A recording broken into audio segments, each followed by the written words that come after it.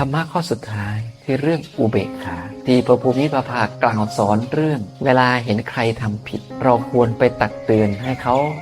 ออกจากความผิดนั้นทุกครั้งหรือไม่สรุปในภาพรวมว่าถ้า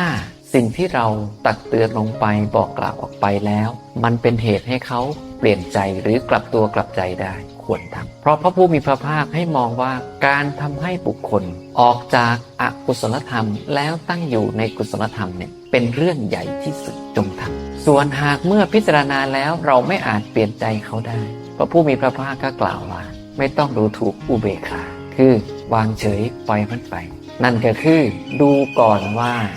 เราพอเปลี่ยนเขาได้ไหมถ้าเห็นแล้วมันเปลี่ยนบ่ได้ก็บ่ต้องไปบอกหยังบ่ต้องไปเฮ็ดหยังเลยวางเฉยบำเพ็ญอุเบกขาไปเสีย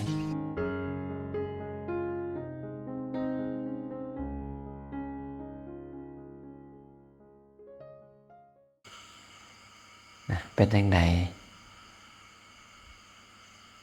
มื้อนี้มื้อรองสุดท้ายในงานปฏิบัติธรรมจริงๆกันนะเป็นมื้อสุดท้ายเลยล่ะเพราะว่ามื้ออื่นเป็นมื้อออก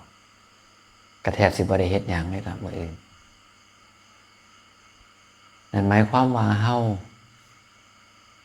มีเวลาประพฤติปฏิบัติเต็มที่ก็อีก1 วัน 1 คืนเท่านั้นเองเสร็จจากงานปฏิบัติธรรมไปแล้วสิเหลือจักคนที่ยังมีเวลายังมีโอกาสที่ถือว่าเป็นโอกาสว่างในการอยู่ประพฤติปฏิบัติกลับไปอยู่บ้านกับลูกกวนตัวผัวกวนใจจักเวียกยังมันกับเขามาสุดท้ายก็ที่ภาวนามาหลายๆกับทิมเบิดใหญ่มันเป็นอย่างสั่นเด้อในพ่อกันเที่ยนี้เป็นเที่ยที่3ของช่วงงานปฏิบัติธรรมเมื่อวานพอกัน2 เที่ยวเสาร์แรกนะมื้อนี้เป็นยามมื้อเช้านะมีไผมี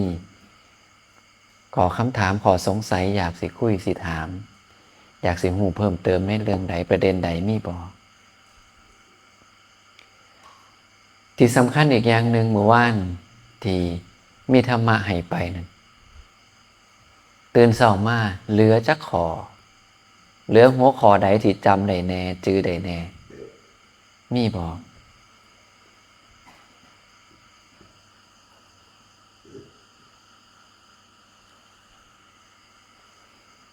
ไหนลองเว้ามาดูนะเมื่อวานทั้งเช้าทั้งแรงน่ะได้ยินได้ฟังอีหยังไปเหลืออีหยังอยู่ในหัวตอนนี้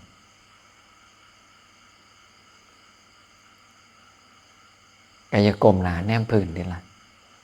พี่แนมผู้บรรยายธรรมพี่เหลืออีหยังเนี่ยว่าบ่เหลือใด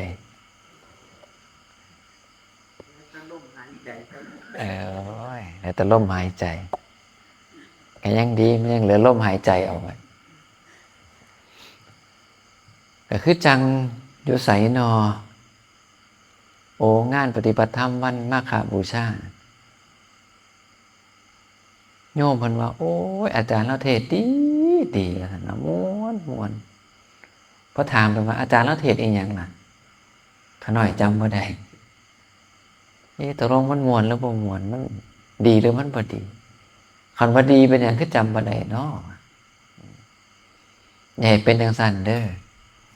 เวลาคนเว้ากันก็โอ้ยพระมะมื้อนี้ดีว่าติเป็นเรื่องอีหยังวะเรื่องอีหยังที่ว่าดีนั่นแหละ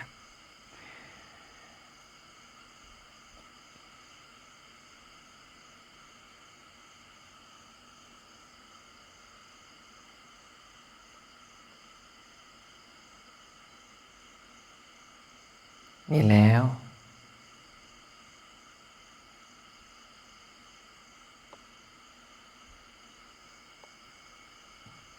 จำตรงนี้ได้บ่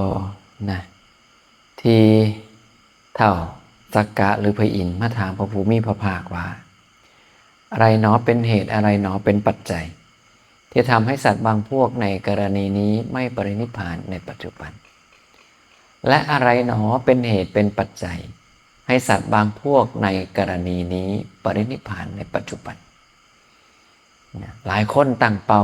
สินิพพานหลายคนตั้งเป้าสิเป็นอริยะลองเบิ่งว่าเป้าที่เฮาตั้งจุดมุ่งหมายที่เฮากำหนดเอาไว้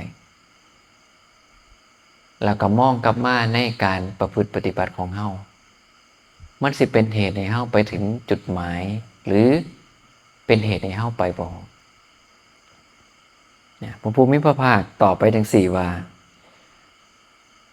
เทวามินทะรูปทั้งหลายที่จะรู้ได้ด้วยตาอันน่าปรารถนาน่ารักใคร่น่าพอใจมีลักษณะน่ารักเป็นที่อาศัยแห่งความใคร่เป็นที่ตั้งแห่งความกำหนัดมีอยู่ถ้าหากภิกษุเพลิดเพลินพร่ำถึงติดอกติดใจในรูปนั้นเมื่อเพลิดเพลินพร่ำถึงติดอกติดใจซึ่งรูปนั้นวิญญาณอันอาศัยรูปนั้นยึดมั่นรูปนั้นย่อมมีเทวามินทะภิกษุผู้มีอุปทานย่อมไม่ปรินิพพานเสียงทั้งหลายอันจะรู้ได้ด้วยหูอันน่าปรารถนาน่ารักใคร่น่าพอใจมีลักษณะน่ารักเป็นที่อาศัยแห่งความใคร่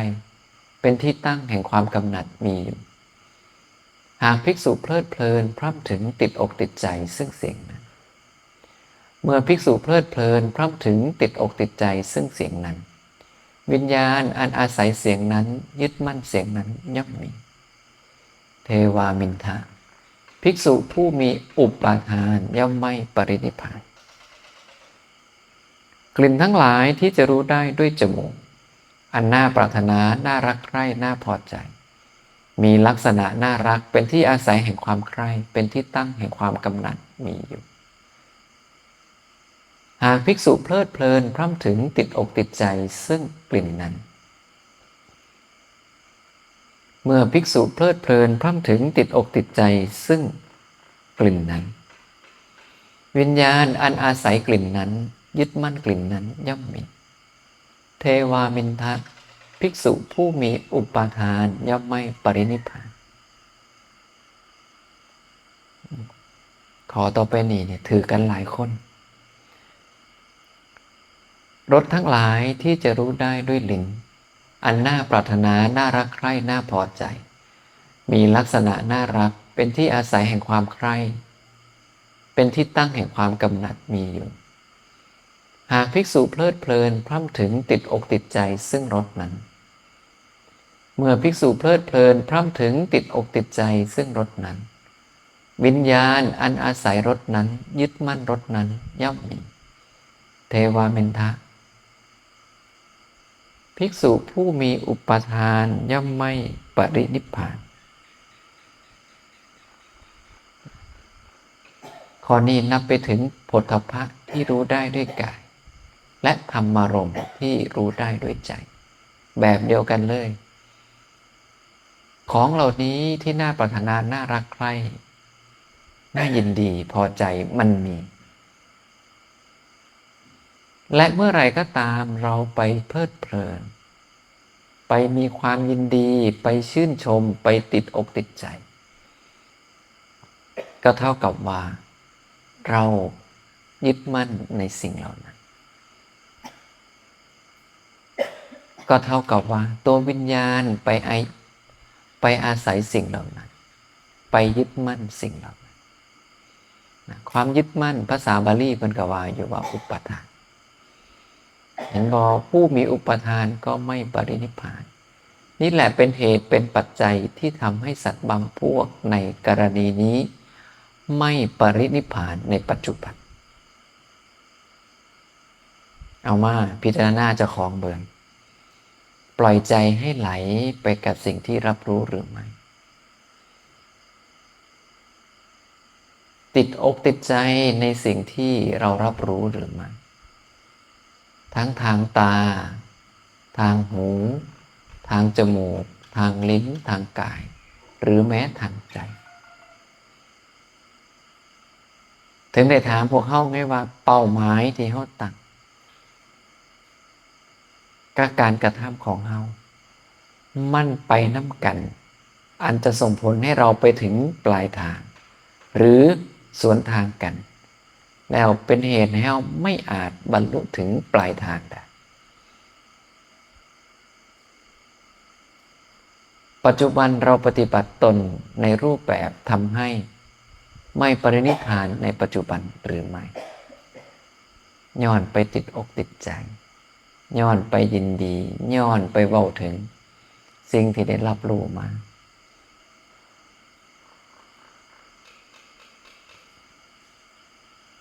เราต้องเฮ็ดให้ได้ในมุมตรงกันข้ามดังสี่ว่าเทวามินทะรูปทั้งหลายที่จะรู้ได้ด้วยตาอันน่าปรารถนาน่ารักใคร่น่าพอใจมีลักษณะน่ารักเป็นที่อาศัยแห่งความใคร่เป็นที่ตั้งแห่งความกำหนัดมีอยู่หากภิกษุไม่เพลิดเพลินไม่พร่ำถึงไม่ติดอกติดใจซึ่งรูปนั้นเมื่อภิกษุไม่เพลิดเพลินไม่พร่ำถึงไม่ติดอกติดใจซึ่งรูปนั้นวิญญาณอันอาศัยรูปนั้นยึดมั่นรูปนั้นย่อมไม่มีเทวามินทะภิกษุผู้มีอุปาทานย่อมไม่ภิกษุผู้ไม่มีอุปาทานย่อมปรินิพพานวิญญาณอันอาศัยรูปนั้นยึดมั่นรูปนั้นย่อมไม่มีเทวามินทะภิกษุผู้ไม่มีอุปาทานย่อมปรินิพพานเสียงทั้งหลายที่จะรู้ได้ด้วยหูอันน่าปรารถนาน่ารักใคร่น่าพอใจมีลักษณะน่ารักเป็นที่อาศัยแห่งความใคร่เป็นที่ตั้งแห่งความกำหนัดมีอยู่หากภิกษุไม่เพลิดเพลินไม่พร่ำถึงไม่ติดอกติดใจซึ่งเสียงนั้นเมื่อภิกษุไม่เพลิดเพลินไม่พร่ำถึงไม่ติดอกติดใจซึ่งเสียงนั้นวิญญาณอันอาศัยเสียงนั้นยึดมั่นเสียงนั้นย่อมไม่มีเทวามินทะภิกษุผู้ไม่มีอุปาทานย่อมปรินิพพาน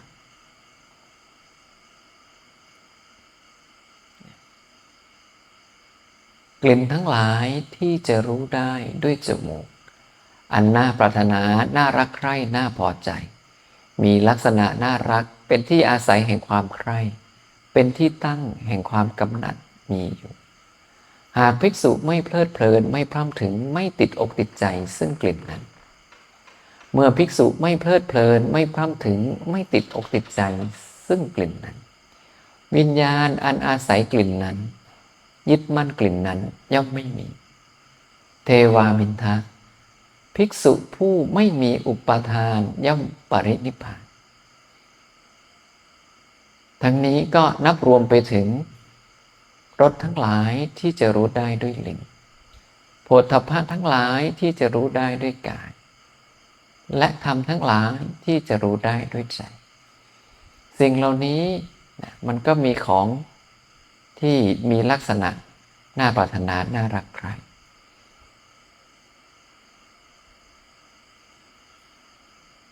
ขอเพียงแค่เราไม่เพลิดเพลินไม่พร่ำถึงไม่ติดอกติดใจและเมื่อเป็นอย่างนั้นวิญญาณที่จะอาศัยที่จะยึดมั่นในสิ่งเหล่านั้นก็ไม่มีและเมื่อไรก็ตามเราหมดอุปาทานเราก็จะปรินิพพานในปัจจุบันนี่แหละเป็นเหตุนี่แหละเป็นปัจจัยที่ทำให้สัตว์บางพวกในกรณีนี้ปรินิพพานในปัจจุบันพอเข้าใจเราไปอยากสิได้นิพพานอยากสิได้ความเป็นอริยะลองเบิ่งสิ่งที่เฮากระทำในใจสิ่งที่เฮาประพฤติปฏิบัติอยู่นี่มันนำพาเฮาไปถึงปลายทางหรือขัดขวางไม่ให้เราไปถึงปลายทางถามเจ้าของตอบเจ้าของตรวจสอบตัวเอง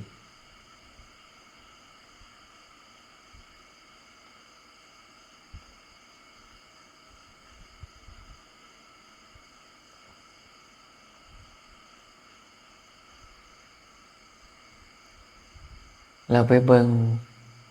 มหาปุริสวิตก8ประการแล้วเราสิเห็นเลยว่าความมักน้อยหรือปรารถนาน้อยในมุมที่พระภูมิพระภาคอธิบายคือหยัง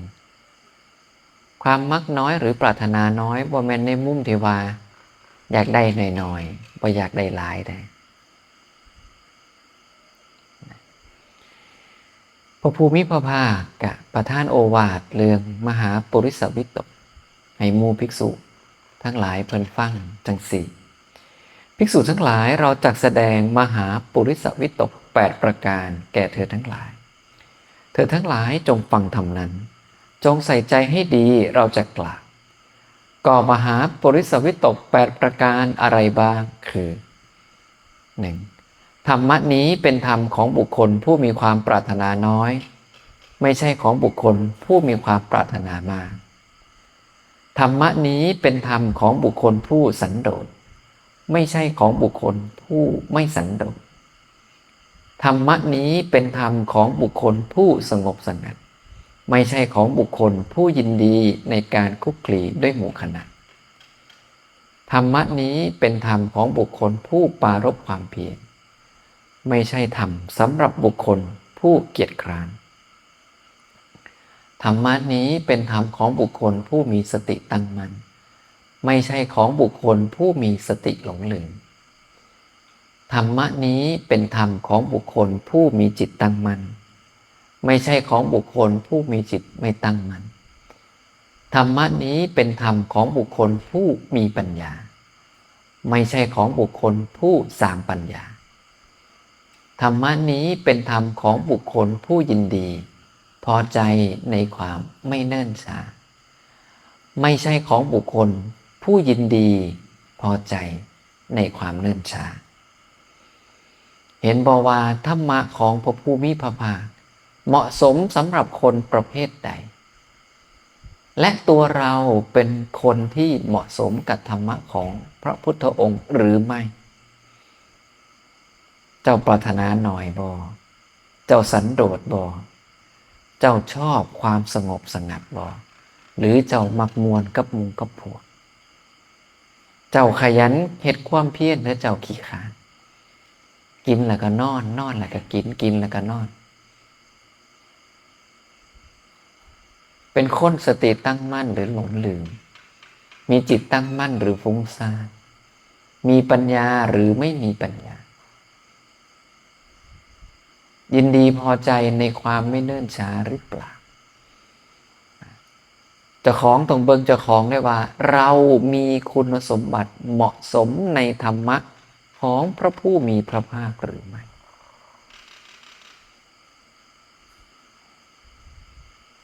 ไปเบิ่งเรื่องปรารถนาน้อยเป็นจังใดหรือมักน้อยนะพุทธองค์เพิ่นว่าข้อที่เรากล่าวแล้วว่าธรรมะนี้เป็นธรรมของบุคคลผู้มีความปรารถนาน้อยไม่ใช่ของบุคคลผู้มีความปรารถนามากเราอาศัยอะไรกล่าวภิกษุในกรณีนี้เป็นผู้มีความปรารถนาน้อยย่อมไม่ปรารถนาว่าขอชนทั้งหลายพึงรู้จักเราว่าเป็นผู้มีความปรารถนาน้อยตนเองเป็นผู้สันโดษย่อมไม่ปรารถนาว่าขอชนทั้งหลายพึงรู้จักเราว่าเป็นผู้สันโดษตนเองเป็นผู้สงบสงัดย่อมไม่ปรารถนาว่าขอชนทั้งหลายพึงรู้จักเราว่าเป็นผู้สงบสงัดตนเองเป็นผู้ปรารภความเพียร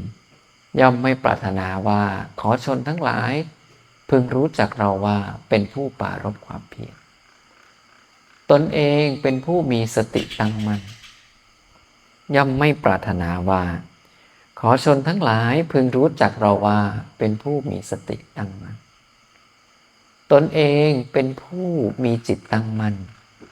ย่อมไม่ปรารถนาว่าขอชนทั้งหลาย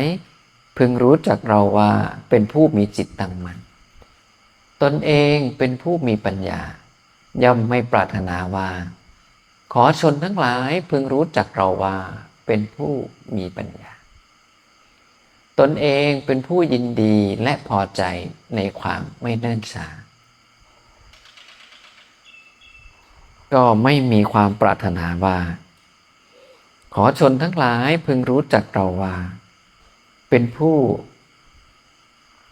ยินดีและพอใจในความไม่เนิ่นช้าดังนี้ข้อที่เรากล่าวเลยว่าธรรมะนี้เป็นธรรมของบุคคลผู้มีความปรารถนาน้อยไม่ใช่ของบุคคลผู้มีความปรารถนามากเราอาศัยข้อนี้กล่าวแล้วแม่นดอกเป็นอย่างสี่บ่เจ้าของมีดีอีหยังอยู่ก็โตก็ตาม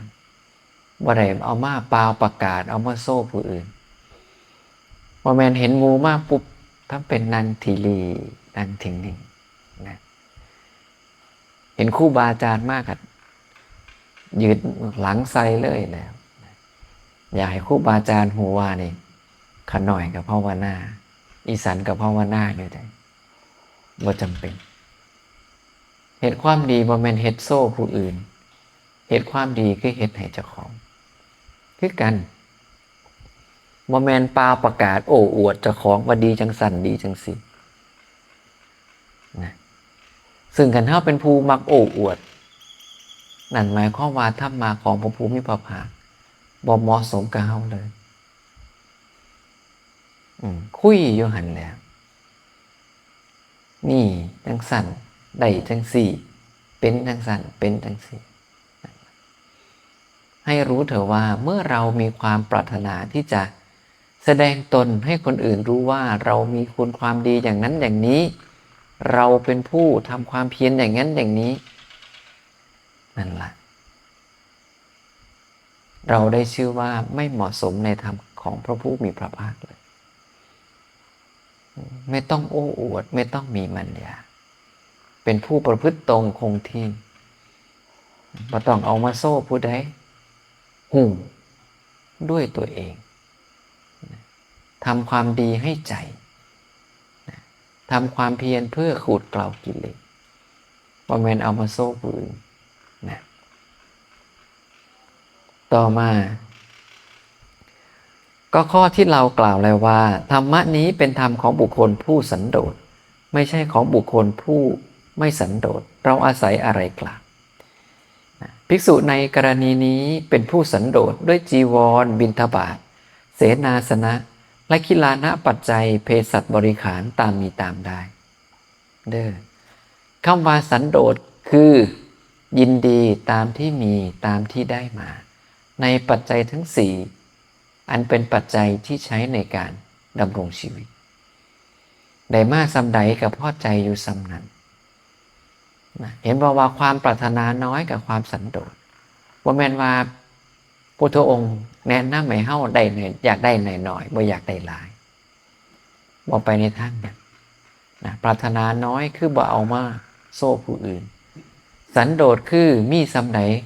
ก็พอใจสำนั้นเช่นเดียวกันถ้าเรามีมากจังภิกษุบางองค์นะที่เพิ่นร่ำรวยด้วยลาภ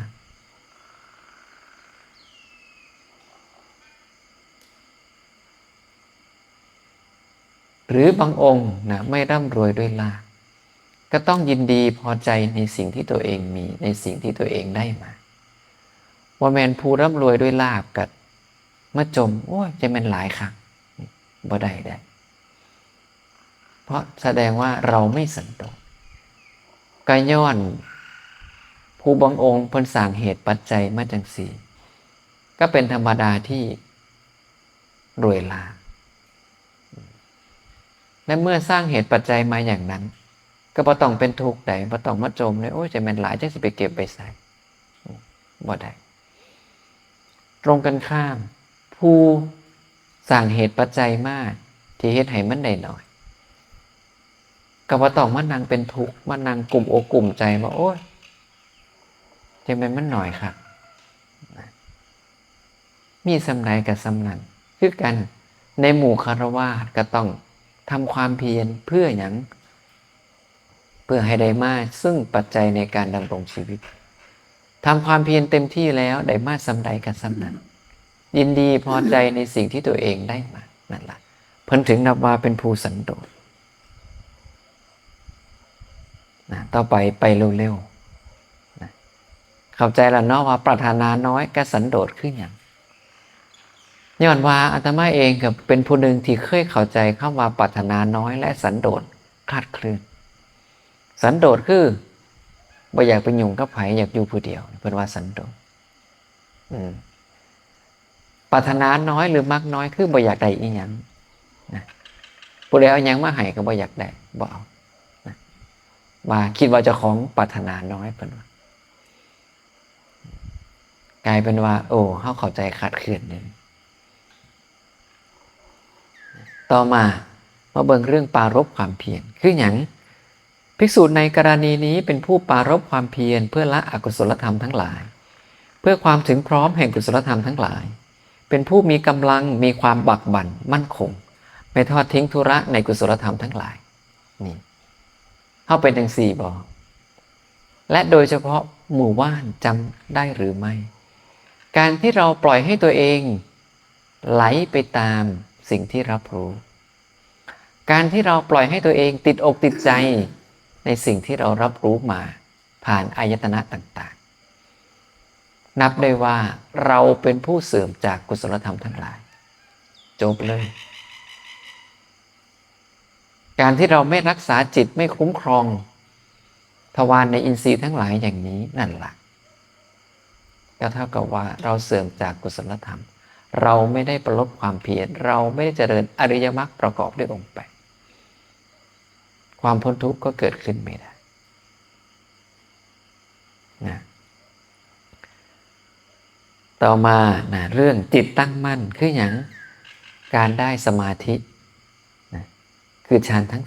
4นะตั้งแต่ฌานที่1ถึงฌานที่4ดังนั้นธรรมะนี้เหมาะสมกับคนประเภทนี้ธรรมะของพระผู้มีพระภาคนี้ก็เหมาะสมกับคนที่ปฏิบัติแล้วได้สมาธิบ่จำเป็นต้องได้ซ่านที่4ซ่านที่1ก็ได้ซ่านที่2ก็ได้หรือ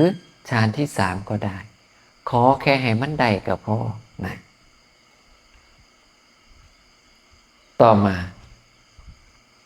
ธรรมะนี้เป็นธรรมของบุคคลผู้มีปัญญาเป็นจังไดคือเป็นผู้มีปัญญาประกอบด้วยปัญญาที่รู้ถึงความเกิดขึ้นและความดับไปอันเป็นอริยะชำระกิเลสให้ถึงความสิ้นทุกข์โดยถูกต้องมีปัญญาหลับไปนั่งสมาธิเดินจงกรมอยู่ตลอดในช่วงการปฏิบัติพากันได้ปัญญาเกิดปัญญาเลยนะเห็นความจริงอย่างถึงความจริงที่เป็นเรื่องของความเกิดขึ้นและความดับไปอะไรนะก็ต้องสังเกตไกลไหนสังเกตความคิดเฮ้าเนี่ยสังเกตอารมณ์เฮ้านี่แล้วโดยเฉพาะอยู่น้ำกันหลายๆคนเนี่ยมันแหงแต่ใดภาวนาเลยมันแหงแต่ใดปรารภความเพียรได้ย้อนอยู่น้ำกันหมู่คณะบ่สามารถเฮ็ดถึกใจเจ้าของในทุกเรื่อง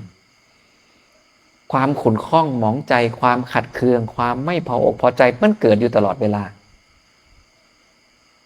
เลี่ยงมันไวหรือถิ่มมันไปผู้ใดเลี่ยงมันไวในความบ่พอใจในปฏิฆะในความขัดเคืองนั้นรู้เถอะว่าเราไม่ได้ทำความผิดตรงกันข้ามถ้าผู้ใดไม่รับเอาไว้แต่สละทิ้งไปถ่ายถอนออกทำให้บรรเทาทำให้หมดสิ้นไปทำให้ไม่มีเหลือนั่นละจึงนับได้ว่าผู้นั้นทำความเพียรเอาเสมอเพียรบ่เพียรพ่อนากันเฮ้ย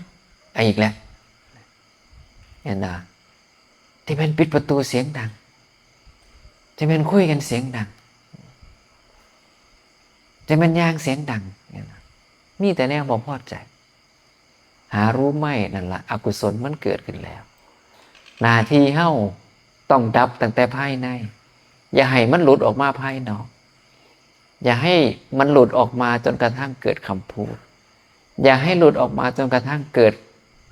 นะการกระทำทางกายสิ่งเหล่านี้เกิดที่จิตก็ดับที่จิตเกิดอยู่ภายในก็ให้ดับที่ภายในอย่าส่งจิตออกนอกจำเอาไว้ถึงสินับไปว่าเราเป็นผู้ปรารภความเพียรอย่างแท้จริงอาตมาไปสนใจในคนเจ้าสิมานั่งรับตาโซนไม่ได้สนใจเลยล่ะสินั่งรับตาเด็ดทนซ้ำใดสิยางเด็ดทนซ้ำใดอาตมาไม่ได้สนใจมองนี่ละผัสสะกระทบแล้วเนี่ยมุเจ้าจัดการได้บ่อารมณ์อันเป็นที่ไม่น่าพอใจเกิดขึ้นพากันจัดการได้บ่ขันพากันจัดการได้จังใครแน่คือแต่ขันจัดการบ่ได้นี่ก็หอนให้เจ้านั่งสมาธิมื้อละ4-5 ชั่วโมงประโยชน์มันน้อยเพราะปัญญามันบ่ได้เมื่อปัญญามันบ่ได้เขามีแต่ความสงบอย่างเดียวมันก็บ่ต่างจากเอาหินไปทับหญ้าเอาหินไปทับหญ้ามันบ่ตาย 100% ไหนเจ้ายกก้อนหินออกหญ้ามันก็งามคือเก่าถูกแดดถูกฝนมันก็เขียวใหม่คือการเฮาอาศัยแค่สมาธิอย่างเดียวมันก็บ่ต่างจากการคมเอาไว้กิเลสก็ยังหนาคือเก่าแต่คมไว้ซื่อๆมันเกิดบ่ได้พอถึงเวลาสมาธิเฮาเสื่อมสมาธิเราเคลื่อนก็กลายเป็นผู้เก่าแม่นบ่มักจมมักด่ามักปล่อยมักหายคือเก่าเบิดอย่าให้ลูกหลานได้ถามเด้ออีแม่เจ้าไปวัดมาเจ้าคือเป็นคือเก่านี่มาอยู่ปฏิบัติธรรม10 มื้อนี่กลับไปบ้านอย่าไปแบบว่าไปพ้อเฮี้ยน6ด่ามันตั้งแต่ประตูหัวเนี่ยอย่าให้เป็นจังซั่นเด้อมันคือบ่เมียนเฮี้ยนคือ6แท้ใบไม้มันคือบ่เก็บอย่าให้เป็นจังซั่นแสดงว่าบ่ได้อีหยังเลย10 มื้อที่ผ่านมาเนี่ยกลับไปฮอดเฮี้ยนมัน6มันบ่เขาบ่กวดเองก็ได้ผ้ามันบ่ซักเองก็ได้แม่นบ่ถ้วยซ่ามันบ่ล้างเองก็ได้บ่เงิดบ่ซ่าบ่เก็บมาเป็นอารมณ์บ่เก็บมาเป็นปฏิฆะนี่ไหนโยมที่อาตมาหูจักลูกถามเลยอีแม่เจ้าไปวัดมาเจ้าได้อีหยังเจ้าคือเก่าอยู่พุ่นน่ะเอาอย่าให้เขาได้ว่าอย่าให้เขาได้ซา10 มื้อกลับไปก็เป็นผู้เก่าแล้วถามว่าต่อไปผู้ใดก็สิสนับสนุนแนวมาประพฤติปฏิบัติต่อไปลูกหลานนะคนในครอบครัวจังไหนสิสนับสนุนเฮาเอาย้อนเจ้ามาตั้ง10 มื้อกลับไปเจ้าก็คือเก่าบ่มีหยังดีขึ้นเลยอย่ายิ้มอย่างเดียวได้เฮ็ดให้มันได้นะ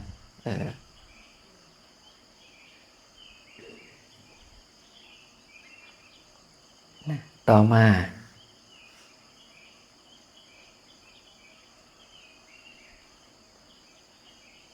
ถัดจากความเพียรกับเรื่องนะความมีปัญญานะปัญญาว่าหันได้ฟังแล้ว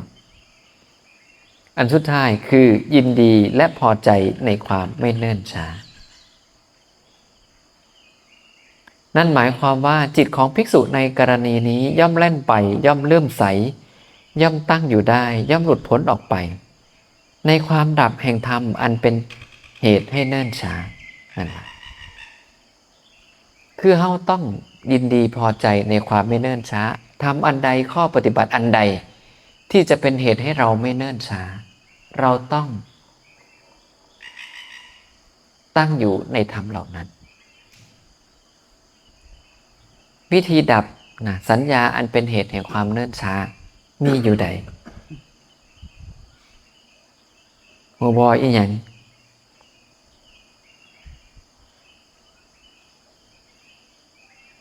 ที่เป็นเหตุให้เราไม่เนิ่นช้า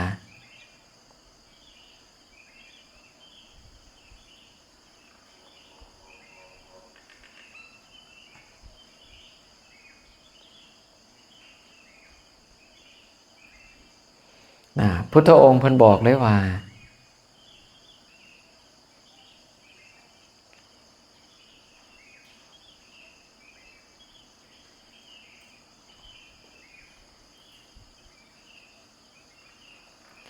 ภิกษุปฏิบัติอย่างไรจึงจะชื่อว่าดำเนินไปตามข้อปฏิบัติอันสมควรที่จะให้ถึงความดับแห่งสัญญาอันเป็นเหตุให้เกิดความเนิ่นช้าลองเบิ่งเด้อในพระไตรปิฎกเล่มที่10ข้อ257นะเล่มที่10ข้อ257พระผู้มีพระภาคก็กล่าวว่าเทวามินทะเรากล่าวสมนัตไว้2อย่างคือเราเสพสมนัตอันใดแล้วอกุศลธรรมทั้งหลายย่อมเจริญยิ่งขึ้นกุศลธรรมย่อมเสื่อมไปสมนัตเห็นปานนี้ไม่ควรเสพแต่เมื่อไรก็ตามเราเสพสมนัตใดอยู่อกุศลธรรมเสื่อมไปและกุศลธรรมย่อมเจริญยิ่งขึ้นโสมนัสเห็นปานนี้ควรเสพ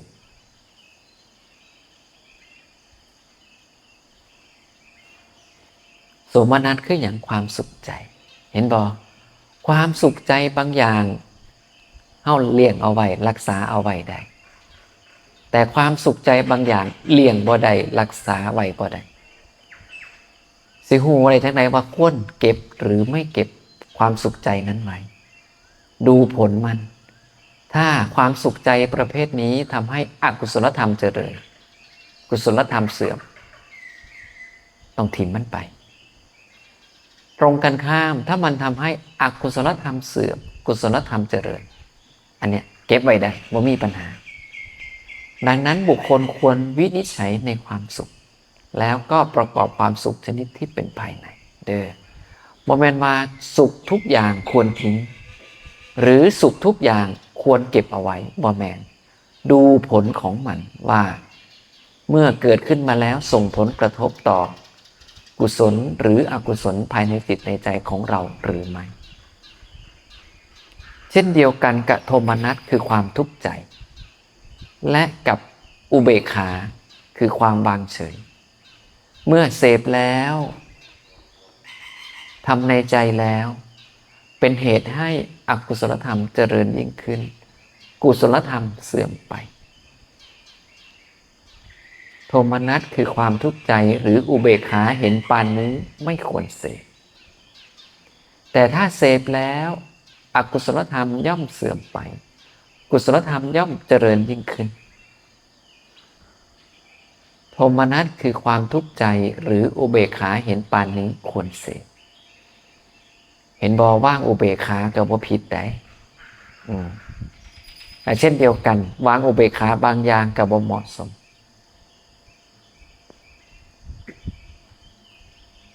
ก่อนสิไปต่อเรื่องนี้ให้จบแล้วค่อยมาต่อเรื่องอุเบกขา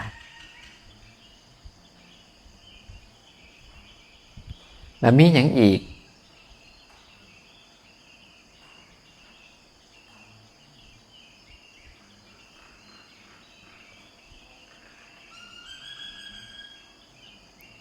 จากนั้นพระภูมิพระภาคก็มีอีกแต่ความประพฤติทางกายพระองค์ก็แบ่งไว้2ว่าควรเสพก็และไม่ควรเสพการแสวงหาก็มี2อย่างคือควรเสพไม่ควรเสพเห็นหรอหลักการเดียวกันความประพฤติทางกายใดทำไปแล้วอกุศลธรรมเจริญยิ่งขึ้นกุศลธรรมเสื่อมไปความประพฤติแบบนี้ไม่ควรเสพแต่ถ้าความประพฤติแบบใดเสพไปแล้วอกุศลธรรมเสื่อมไปกุศลธรรมเจริญยิ่งขึ้นความประพฤติทางกายเช่นนี้ควรเสพการแสวงหาคือกันเห็นมือขึ้นนะคันผู้ใดนึกออกเห็นดอกการแสวงหาก็แบ่งเป็น2การแสวงหาบางอย่างแสวงหามาแล้วอกุศลธรรมเจริญยิ่งขึ้นกุศลธรรมเสื่อมไปการแสวงหาเช่นนี้ไม่ควรแสวงหาแต่ถ้าแสวงหาสิ่งใดแล้วทำให้อกุศลธรรมเสื่อมไปกุศลธรรมเจริญยิ่งขึ้นการแสวงหาเช่นนี้ควรแสวงหาดังนั้นสามารถเชื่อมโยงได้ไปถึง คำพูดนะเชื่อมโยงไปถึงความคิดพูดสิ่งใดออกไปคิดสิ่งใดลงไปอกุศลธรรมเจริญยิ่งขึ้นกุศลธรรมเสื่อมไปอย่าพูดอย่าคิดตรงกันข้ามถ้าทำให้อกุศลธรรมเสื่อมกุศลธรรมเจริญพูดได้คิดได้นั่นก็คือความคิดไม่ได้เป็นผู้ร้ายเสียทั้งหมดเพราะมันยังมีการคิดตรีตรึกไปในธรรมเห็นหรอการคิดใคร่ครวญพิจารณาธรรมทั้งหมดนี่คือความคิดนะการคิดไปในทางนี้นั่นแหละมันทำให้อกุศลธรรมเสื่อมไปและกุศลธรรมเจริญยิ่งขึ้นคิดไปโหลดว่ามีปัญหาไปสิว่าอย่าไปคิดบ่ดีพุทธองค์บ่ห้ามหรอกให้ดูที่ผลลัพธ์นี่คือภาพกว้างๆเด้อเราอยากดับสัญญาอันเป็นส่วนแห่งความเนิ่นช้าจะดับอย่างไรดับโดยการพิจารณาว่าสิ่งใดก็ตามที่เรากระทำลงไปแล้วเกี่ยวข้องแล้วหากมันทำให้อกุศลเจริญขึ้นกุศลธรรมเสื่อมอย่าเข้าไปเกี่ยวข้องและตรงกันข้ามถ้ามันทำให้อกุศลธรรมเสื่อมไปกุศลธรรมเจริญยิ่งขึ้นเราเกี่ยวข้องได้ใครคิดได้อย่างนี้ทำได้อย่างนี้นั่นแหละก็เท่ากับว่าเราจะไม่เนิ่นช้านั่นเองนี่ก็เป็นเหตุปัจจัยหนึ่งที่ทำให้บางคนเนิ่นช้าหรือไม่เนิ่นช้าก็เพราะจังสี่ไงมองบ่ออกว่าสิ่งที่เจ้าของเหตุมันเป็นเหตุให้อกุศลเจริญเพราะอกุศลมันเจริญไปเรื่อยๆความก้าวหน้าในการปฏิบัติของเขามันถึงบ่ไปใส่มาใส่ถ้าอยากให้ตัวเองก้าวหน้าไปเรื่อยๆบ่ถอยหลัง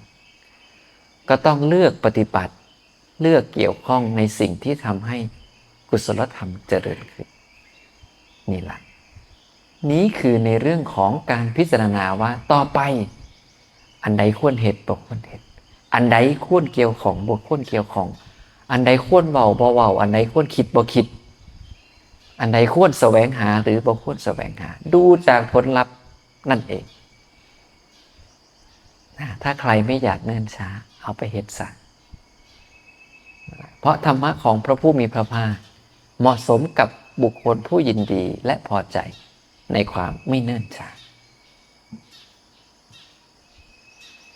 แล้วก็ธรรมะข้อสุดท้ายคือเรื่องอุเบกขาการวางเฉยพอดีนะได้อ่านพระสูตรที่พระภูมิพระภาคกล่าวสอนเรื่องเวลาเห็นใครทำผิด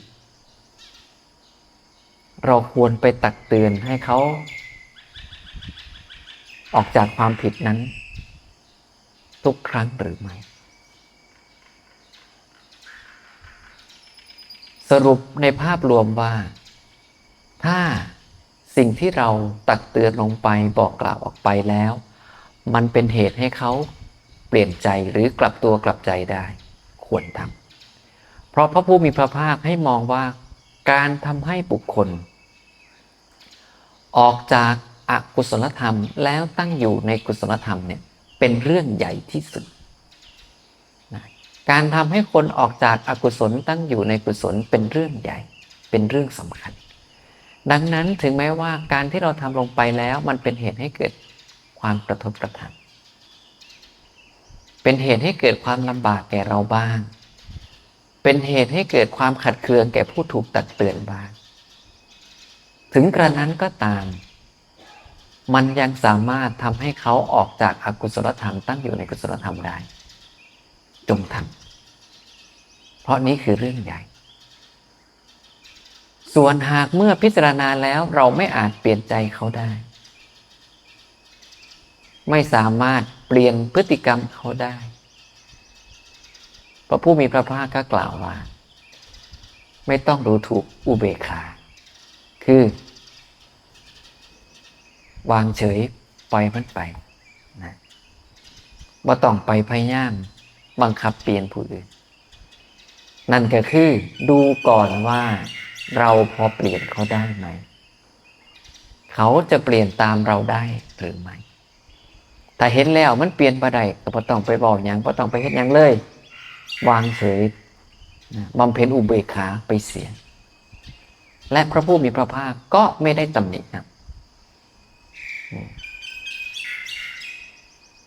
ก็ขอย้ำแต่ว่าหากสิ่งที่เราทำลงไปบางคราวเราอาจจะสบายหรือบางคราวเราเกิดความลำบากบางคราวก็อาจจะทำให้เกิดการทะเลาะเบาะแว้งเกิดความขัดเคืองหรือไม่ทะเลาะเบาะแว้งไม่ขัดเคืองแต่หากสามารถทำคนให้ออกจากอกุศลธรรมตั้งอยู่ในสุกุศลธรรมได้เรื่องนี้เป็นเรื่องใหญ่จงท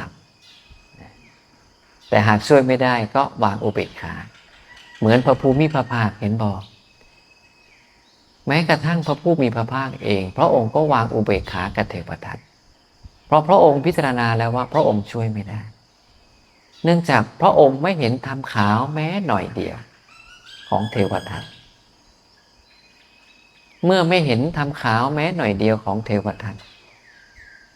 ก็ดูแล้วว่าช่วยไม่ได้พระผู้มีพระภาคเองก็ยังต้องวางอุเบกขาเช่นเดียวกันกับท่านองคุลิมานสมัยก่อนบวชก็เป็นโจรผู้ร้ายที่มีชื่อเสียงอย่างยิ่งก็เพราะพระผู้มีพระภาคเล็งเห็นแล้วว่ายังพออนุเคราะห์ได้พระองค์ก็จึงเสด็จไปอนุเคราะห์ท่านองคุลิมานสมัยเป็นโจรสุดท้ายท่านองคุลิมานก็กลับใจจากโจรได้มาบวชเป็นบรรพชิตถือปฏิบัติจนกระทั่งสำเร็จความเป็นอรหันต์และถึงแม้เป็นอรหันต์วิบากกรรมเก่าอันเกิดจากการกระทำในอดีตก็หนีไม่พ้นไปบิณฑบาตก้อนดินท่อนไม้ที่เขาขว้างปาไปทางอื่นผลกรรมที่กระทำก็เป็นเหตุให้ก้อนดินท่อนไม้นั้นลอยปลิวกลับมาโดนท่านจึงเป็นเหตุให้ท่านศีรษะแตกบาทแตกบาทแตกจีวรฉีกขาดสังฆติฉีกขาดก็เพราะอย่างนี้เป็นเพราะผลของกรรมเก่าเป็นวิบากของกรรมหนีบ่มุมเห็นบ่แม้กระทั่งพระอรหันต์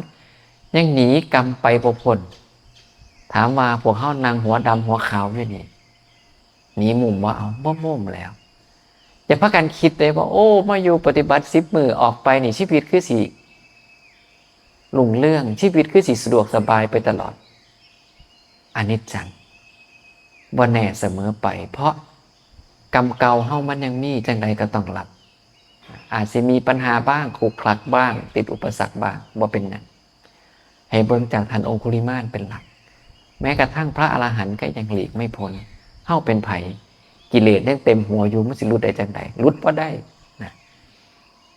ออกไปเจอเรื่องทำให้เกิดความขัดเคืองคับแค้นนะเจออุปสรรคปัญหาในชีวิตบ้างจงมองว่ามันเป็นเรื่องธรรมดาเพราะเราทำกรรมใดไว้ดีหรือชั่วเราก็ต้องรับผลของมันขอแค่เพียงว่าเราไม่หยุดทำความดีไม่หยุดสร้างกุศลเดี๋ยวพอบาปกรรมมันหมดบุญกุศลที่เราสร้างมันก็จะเป็นเหตุให้เราถึงความเจริญในชีวิตได้และอีกอย่างหนึ่งนั่นก็คือการที่เราเจริญเมตตาอยู่บ่อยๆเจริญเมตตาอยู่เป็นประจำจะเป็นเหตุให้กรรมที่ทำพอประมาณอย่างใดอย่างหนึ่งจะไม่เหลืออยู่ไม่ตั้งอยู่ในจิตของเรานั่นหมายความว่าผู้ใดอยากเบิดกรรมบ่ต้องมาถ่าใส่กรรมก็ขอให้เป็นผู้กระทำจิตให้ประกอบด้วยเมตตาอยู่หนึ่งเนี่ยเด้อนั่นแหละจึงจะเป็นเหตุให้บาปกรรมบางอย่างมันหมดไปสิ้นไปแล้วก็จะทำให้เราหมดทุกข์หมดอุปสรรคได้ไวขึ้นเร็วขึ้นเราก็จะได้เสพในผลจากบุญกุศลของเราได้เร็วขึ้นไวขึ้นนั่นเองเอาเนาะเลยเวลามาพอสมควรก็หวังว่าจะเป็นประโยชน์นะในข้ออัดข้อธรรมที่นำมาให้พวกเราได้ฟังได้พินิจพิจารณา หวังว่าพวกเราจะไม่เป็นผู้มีลักษณะปัญญาเหมือนตัก